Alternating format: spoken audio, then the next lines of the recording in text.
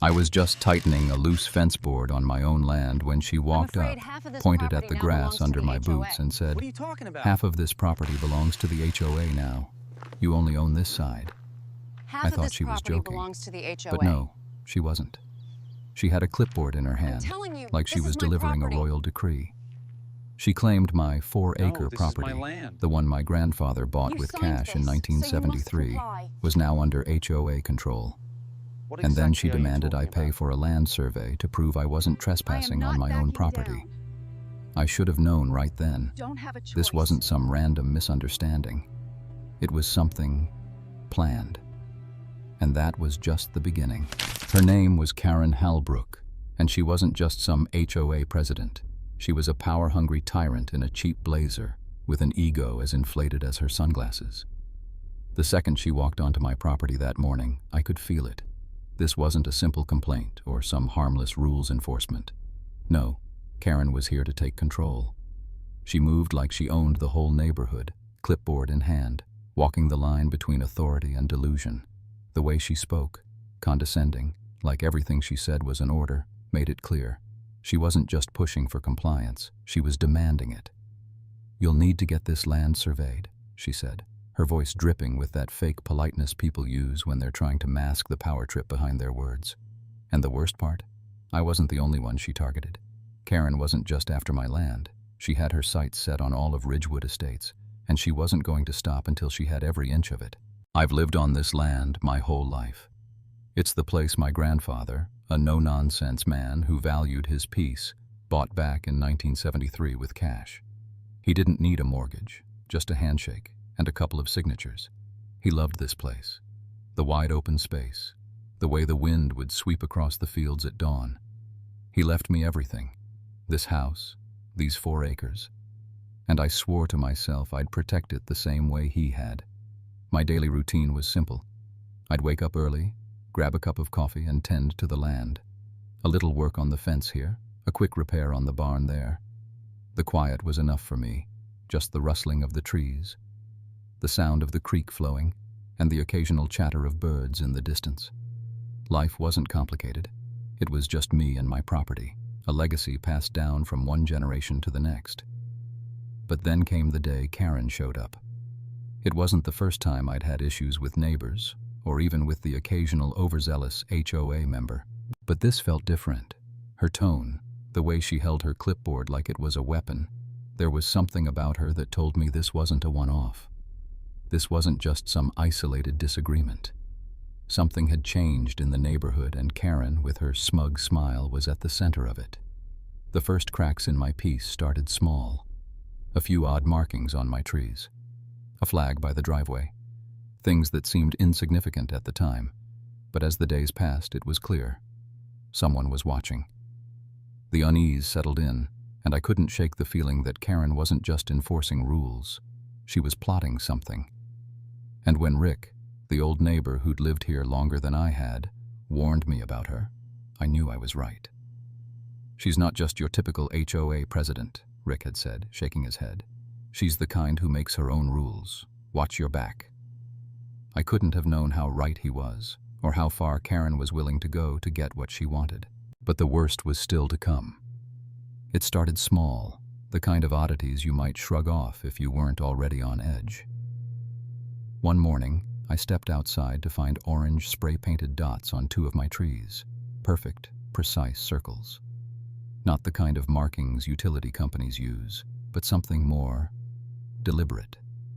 Then there was the blue flag, planted right at the edge of my driveway. Again, not a color any service provider would use. I figured it was just some careless mistake, but that nagging feeling in the back of my mind wouldn't go away. And the white SUV creeping by every now and then? Not stopping, not speeding, just crawling like it was taking notes. At first I brushed it off as coincidence.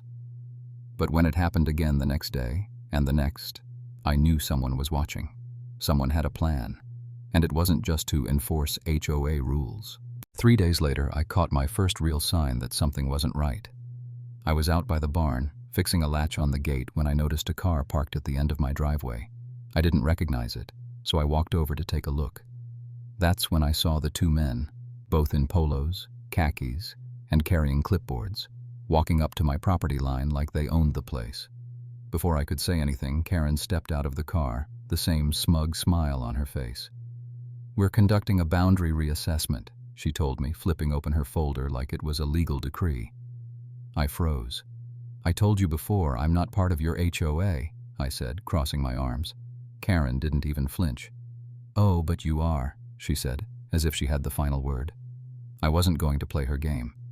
I told her to leave, but she only smiled tighter, waving her men to keep walking. That was the moment I realized. This wasn't a misunderstanding. It was a power grab. The next night, everything shifted. Around 10:30 p.m., I was on the back deck, letting my dog out, when I saw the lights. Red and green flickering through the trees across the creek. At first, I thought it was a car passing by, but the lights didn't move like headlights. They blinked in precise patterns, laser levels, survey equipment. I froze, blood running cold. Someone was on my land again. This time, they weren't just creeping around. They were measuring, staking, mapping. I grabbed my phone, recording as much as I could. The footage was grainy, but you could clearly make out two figures in hoodies, moving methodically, as if they knew exactly what they were doing. I crept closer, trying to get a better angle, but as I stepped on a twig, the lights flicked off, and the figures scattered into the woods. My heart raced, but I didn't hesitate. I knew now, this wasn't a random trespasser. These were professionals, hired by someone who knew exactly what they were doing. I had proof now, video, footage, and the undeniable feeling that I was being targeted. The question was, why? The next morning, I went to Linda, the county clerk, at the cafe. She was the one who issued survey permits, so when I mentioned the unauthorized surveyors, her face shifted. "We haven't issued any private survey permits in the last few weeks," she said, eyebrows raised. I nearly choked on my coffee. "What do you mean? They were out there last night. Someone was mapping my land." Linda's eyes widened. "If they're not county approved, they have no business on your property. And you said they were using survey equipment? That's serious." Her words hit me like a punch to the gut. These weren't just random trespassers. They were working for someone who had access to the right equipment, the right plans, and the audacity to take what wasn't theirs. I left the cafe with a sinking feeling in my stomach. Things were about to get a lot more complicated. It all came to a head when Karen showed up again. This time she wasn't alone. Behind her was a small army of men in matching polos and khakis, all holding clipboards like they had every right to be there. They were here for one thing, to conduct the survey, no matter what I said. Karen strutted up like this was her kingdom, a smug grin plastered across her face. "You've made this harder than it needs to be," she said, flipping open her folder and shoving papers in my face. "This property is part of Ridgewood Estates now. We need to finalize the survey." I didn't even look at the papers. I knew it was all a lie. "Not happening," I said, shaking my head. That was when Karen lost it. "You're obstructing a legal process," she snapped, her voice shrill. "This is mandatory." I stood my ground. "You can't enforce anything on land that doesn't belong to you." Her face turned bright red. "You'll regret this," she sneered, storming off, but not before threatening to bring in even more surveyors the next day. I had enough. This wasn't just a misunderstanding anymore. It was an all-out attack on my land, my rights, and my family's legacy, and I wasn't going to back down. The next morning, they showed up right on schedule. Karen, her clipboard, and the same crew of surveyors, now with actual surveying equipment in hand. They parked their vehicles along the driveway, like they were staking a claim to the land. I stepped outside and blocked their path before they could get near the property line. My heart was racing, but my voice was calm. "Not today," I said firmly, standing in front of the gate. "You don't have permission to be here?" Karen rolled her eyes and gave that fake, sweet smile of hers. "This isn't your decision," she sneered. "We've got the authority, and we're doing the survey. Step aside." I raised my phone, hitting record. "You step onto this land without my consent, you're trespassing. You've been warned." She paused, eyes narrowing, as if the reality of what I was saying finally sank in. But her confidence never wavered. She nodded sharply, and I could feel the tension building. "You think a video is going to stop us?" she snapped. "You're obstructing a legal process." But the crew didn't move. They hesitated, and for a moment it seemed like they were starting to doubt her. Just then, Henry appeared at the end of the road, walking toward us in his old surveyor's vest. I knew he had my back, but I didn't expect him to bring the kind of heat he did. He marched up to Karen, holding a thick binder in his hands, a smirk tugging at the corner of his lips. "Stop right there," he said, his voice firm. Karen looked at him like he was some stray dog she couldn't quite dismiss. "What's this old man doing here?" she sneered. Henry didn't flinch. "You've got a lot of nerve, Karen. You and your fake maps." He opened the binder, and without saying a word, he pulled out the official county plat maps, the real ones, spreading them out across the hood of my truck. "This," he said, tapping the map with his finger, "shows exactly where your property ends and where mine begins. This is a real survey, from the county. Your map," he pointed at the piece of paper Karen had been waving around, "is garbage." The surveyors exchanged looks. One of them cleared his throat. "Ma'am, this doesn't look right." I could see it in their eyes. Doubt. And for the first time, Karen's facade of control cracked. Karen's face turned beet red as Henry laid out the full story. He pulled out document after document, county records, my grandfather's deed, zoning maps, all of them proving beyond a doubt that my land was legally mine and had been for decades. "Your HOA can't just take it because you feel like it," Henry said, his voice calm but cutting. "This land's been in my family for generations, and there's no way you're going to get away with your little land grab." Karen scoffed, trying to salvage what was left of her authority. "This is all outdated. We've expanded since then. You're just being difficult."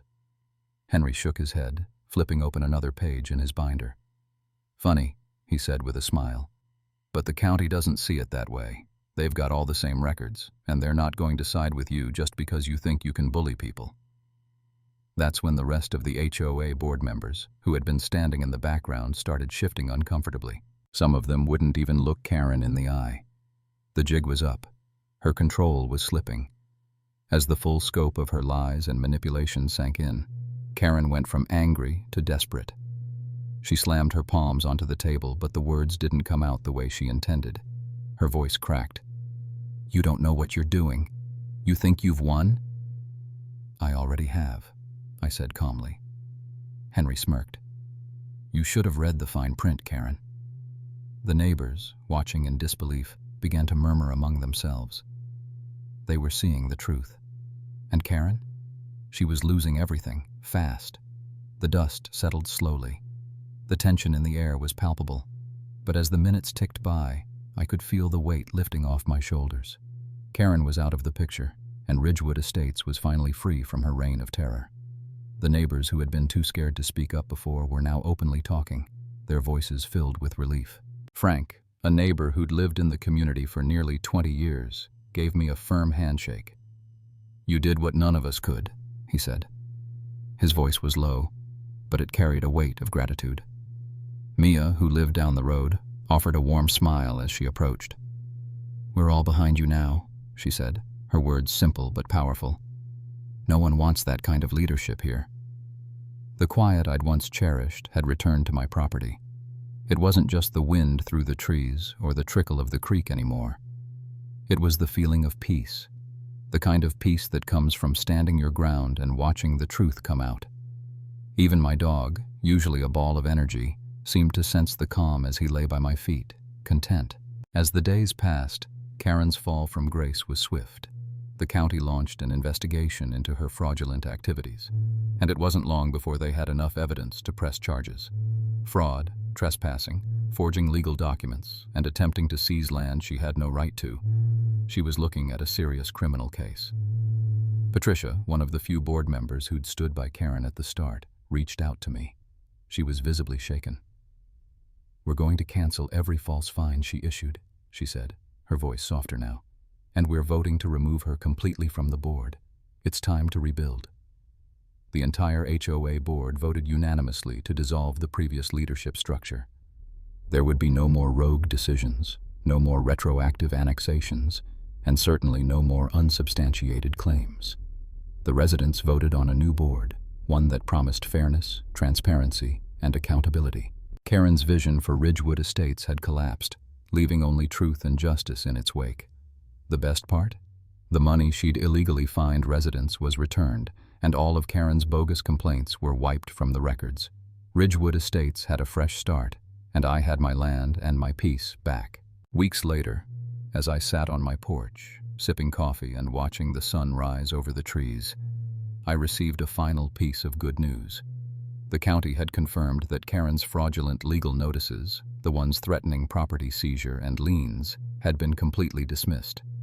The documents she'd tried to use to manipulate me, they had no standing. As if that wasn't enough, Patricia called me again.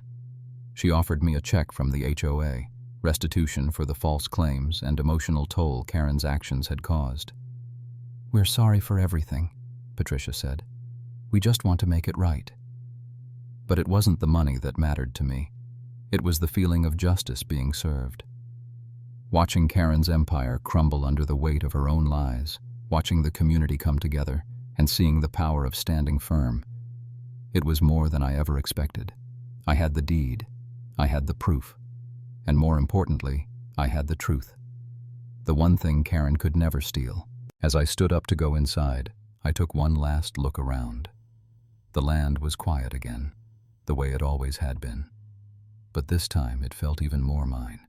Because when you fight for what's right, even against the most powerful forces, you not only win, you protect everything that matters. Karen's reign had ended, and Ridgewood Estates was finally free. If there's one thing I've learned from all this, it's that sometimes the greatest battles aren't about fighting back with fists, but with truth, persistence, and a willingness to stand your ground. Protect your home, protect your peace, and never, ever let anyone take what's yours. Thanks for sticking with me through this journey. If you've ever dealt with a Karen, an HOA, or a crazy neighbor, drop your story in the comments. I'd love to hear it. And if you enjoyed this, don't forget to subscribe for more HOA drama. Trust me, there's always more where this came from.